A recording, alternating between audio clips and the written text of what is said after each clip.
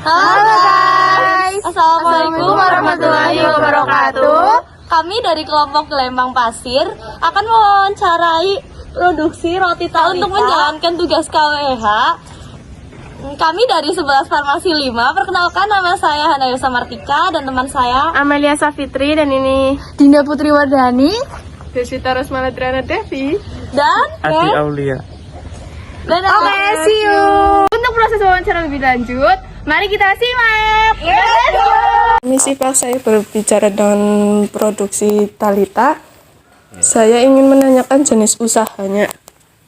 Jenis usahanya di bidang makanan berupa roti basah dan roti cake.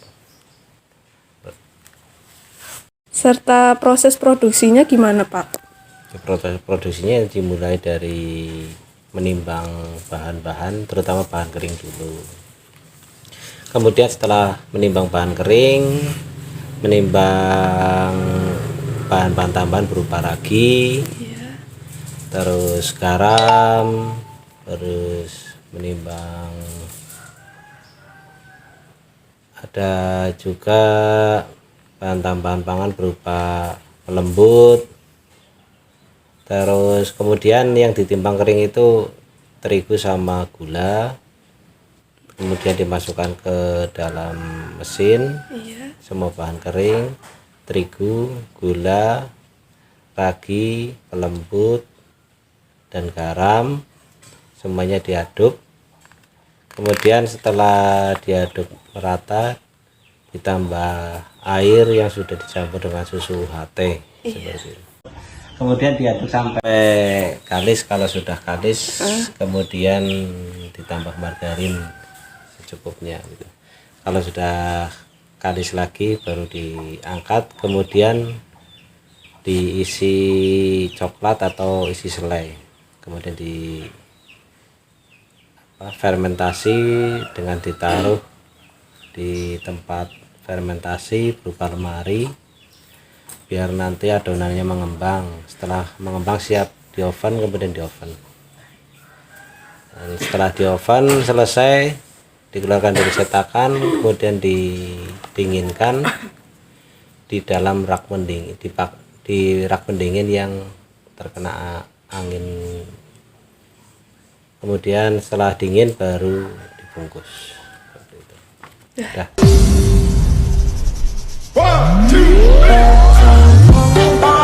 Selanjutnya saya ingin bertanya waktu berdirinya usaha. Waktu berdirinya usaha tahun 2015. Terus apa lagi? Lalu modal yang digunakan untuk proses produksi ini kira-kira berapa, Pak?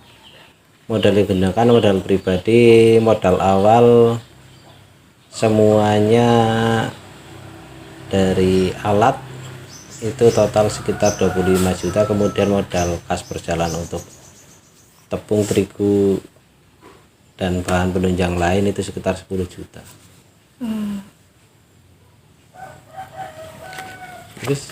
Terus lalu kira-kira pemasukan yang didapat oleh Bapak sekitar? Kalau pemasukan termasuknya apa? Tidak pasti, karena ini kan apa? Ya penjualan kan nggak mesti untungnya. Cuma kalau dalam hitungan rata-rata net per tahun omsetnya bisa di atas 500 juta. Kalau di musim nggak pandemi. Kalau musim pandemi kemarin rata-rata paling per tahun sekitar 300-an. Kalau musim seperti ini sudah nggak pandemi, itu kalau musim hajatan bisa di atas 80 juta per bulan. Lumayan itu ya, Pak. Nilai apa? Nilai volume produksi, omset produksi. Kalau net margin keuntungannya itu sekitar 40%. Oh, Bapak, kira-kira cara promosinya gimana? Cara promosi di awal langkah itu kita dititipkan ke warung, kemudian sistemnya konsinyasi. Jadi kita nitip, kemudian kita nanti menerima pembayaran dari jumlah yang laku. Kemudian seiring berjalannya waktu ada orang yang pesan, dan dari orang yang pesan itu tahu nomor HP sini kemudian menghubungi. Dan kita memang ada beberapa cara promosi, funnel itu ada Instagram, ada Facebook, cuma belum diaktifkan maksimal. Cuma metodenya pakai WhatsApp saja, nanti dikirimi foto, kemudian kalau mereka minat biasanya kita kasih sampel asli. Dan itu cara promosinya kita memang karena roti itu memang harus membuktikan rasanya, jadi mereka sudah tahu rasanya, alhamdulillah mereka jadi langganan. Dan biasanya efektifnya ini karena bahasa Jawanya itu ketok keluar dari mulut ke mulut. Jadi dalam prinsip saya itu ada 2 kategori promosi yang paling kuat itu. Yang pertama personal brand, yang kedua produk brand. Artinya personal brand itu kita pelayan prima, kita memberikan pelayanan maksimal, rasa tidak berubah, pelayanan tepat waktu, dan harga yang bersaing. Kemudian kita siap menerima masukan dari konsumen. Terus kalau produk brand itu kita selalu jaga kualitas dari awal. Terus dari segi bahan kita nggak pernah ganti yang dengan yang nggak baik. Terus kita jaga produk yang dikirim itu dipastikan sesuai dengan kriteria permintaan mereka, baik jumlahnya ataupun rasanya. Kemudian satu hal yang penting di sini kita menjamin kebersihan dan kehalalan produk dari awal sampai produk itu diterima konsumen. Jadi salah satu unsur yang ditekankan dalam roti tentang kehalalannya itu, yang pertama telur harus dicuci, karena telur itu kan terdapat kotoran dari ayam, kemudian harus dicuci. Yang kedua, bahan-bahan yang dari perusahaan besar, misalkan margarin ataupun gula ataupun terigu ataupun pengembang, itu semuanya harus berlabel sertifikat halal dan dari dinas kesehatan. Yang ketiga, pemakaian alat, kita alat harus higienis, bersih.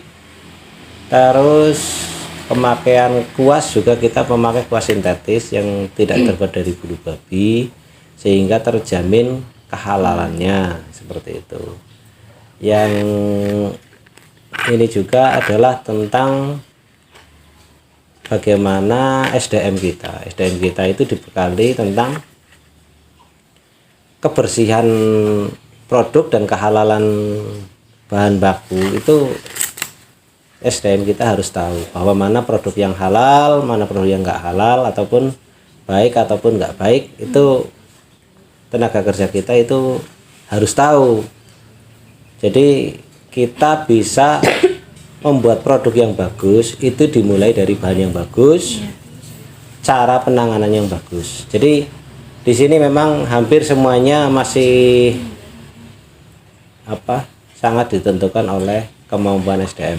Makanya kualitas itu ditentukan oleh dari proses bahan bakunya itu dijaga kualitasnya, kemudian prosesnya sesuai standar. Yang ketiga itu SDM-nya harus menguasai ilmunya, seperti itu.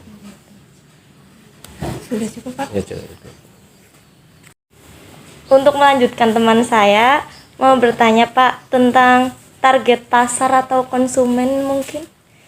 Ya, jadi memang ini sudah jadi target pasar dan mindset dari awal bahwa target pasar kita menengah ke atas, karena ini bisa menjadi pembelajaran buat kita bahwa orang menengah ke atas itu secara margin keuangan mereka kan cukup, dan biasanya orang menengah ke atas itu tidak terlalu banyak menawar. Itu yang jadi poinnya, menengah ke atas itu orangnya secara keuangan cukup, yang kemudian dia tidak banyak menawar. Nah, tetapi konsekuensi dari orang menengah ke atas itu adalah mereka punya uang dan mereka mau beli asal produknya berkualitas. Makanya kita jaga kualitas.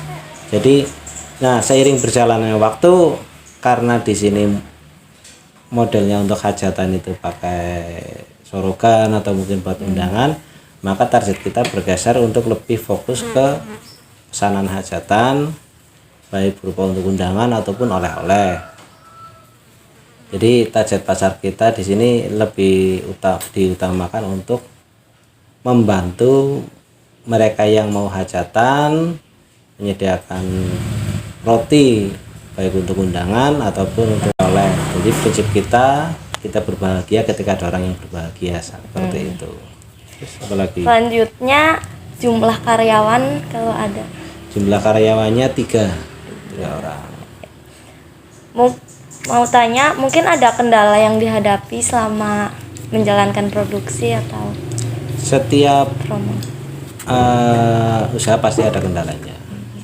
Di antaranya kendala dari banyak faktor. Yang pertama dari dalam dulu, itu dari SDM, kemudian dari bahan baku.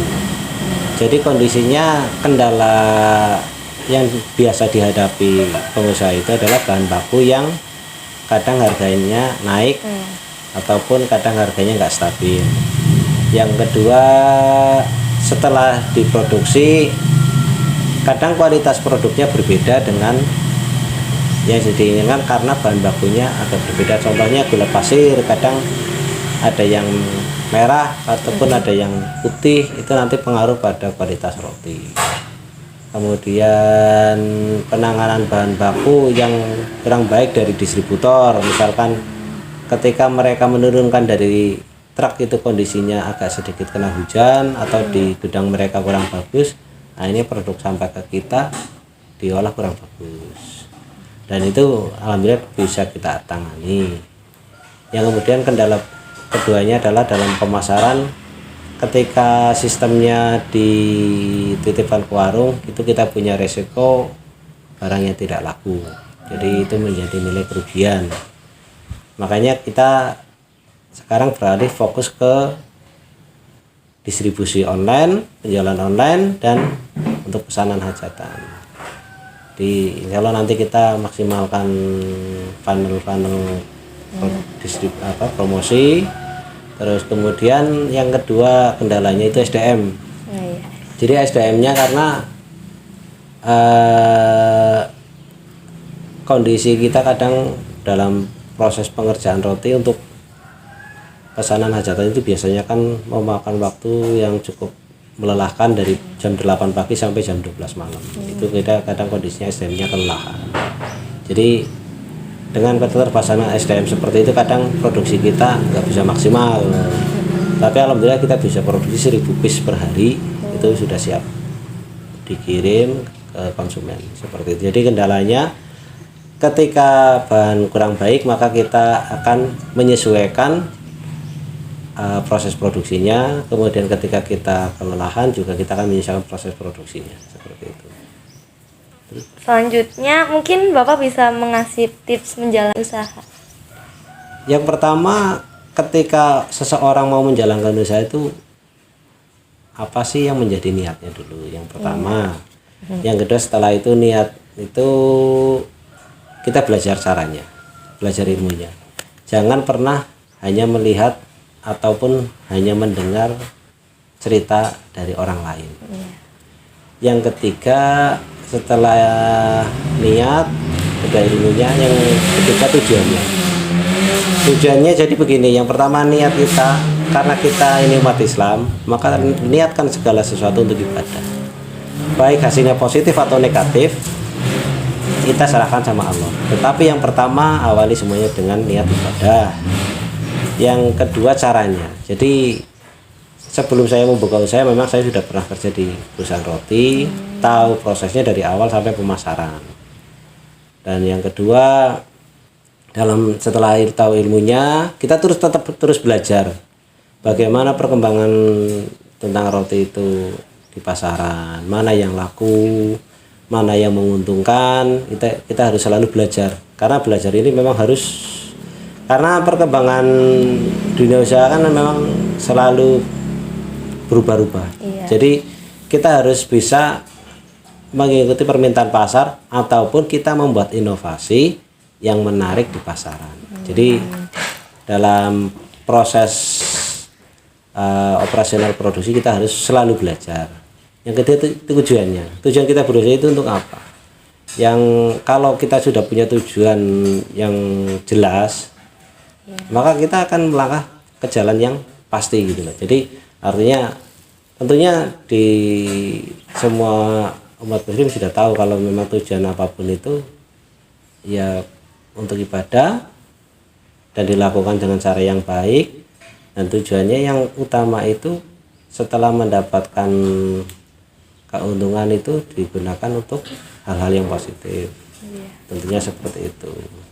Jadi dari niat dan cara dan tujuannya seperti itu yang penting. Dan ini tips untuk adik-adik yang masih sekolah. Ini ada satu hal yang penting di sini. Ini antara perbedaan antara usaha pribadi dengan usaha maksudnya kerja dengan orang, itu ada satu hal yang penting di sini. Jadi ketika mau memulai usaha, jangan pernah hanya mendengar cerita ataupun melihat kesuksesan orang lain. Cari ilmunya lebih dalam, praktekkan, terus buktikan, hitung baik-baik, baru mulai produksi untuk diri sendiri. Dan yang itu yang tips yang pertama.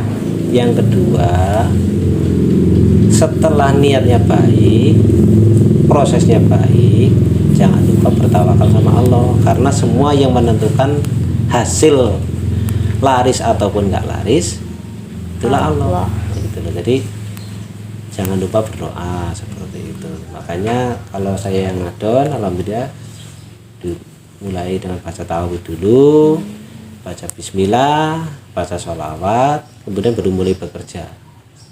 Jadi jangan pernah meninggalkan Allah dalam proses apapun.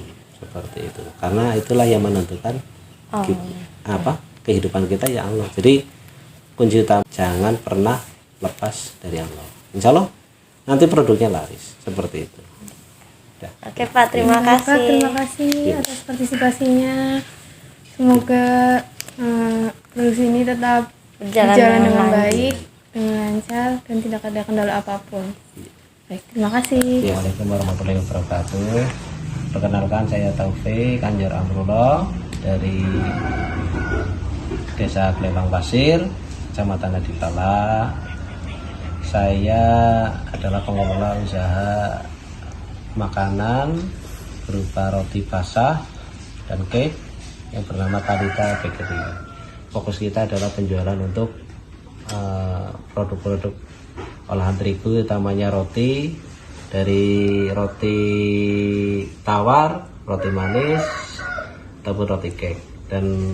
Tetapi kami lebih fokus ke roti manis seperti itu. Dan pemasaran yang paling utama adalah kita fokus untuk pesanan hajatan seperti itu. Terima kasih.